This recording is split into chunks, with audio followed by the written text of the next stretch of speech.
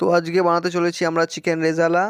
তো এখন গ্যাসটাকে অন করে নিলাম এবং কড়ার মধ্যে দেওয়া আছে তেল, ঘি আর পেঁয়াজ আর লঙ্কার পেস্ট। তো এর মধ্যে আমরা দিয়ে দেবো ম্যারিনেট চিকেন, মানে যেটা একদম তৈরি করা চিকেন। তো এটাকে একদম পুরো তৈরি করা আছে। এবার আস্তে করে কড়ার ওপর চিকেনের লেগ পিসটা দিয়ে দিতে হবে, তো যাতে পুরোটা ওতে লাগে। তো এখন আস্তে করে চিকেন লেগ পিসটা দিয়ে দেবো, যেটা ম্যারিনেট করা।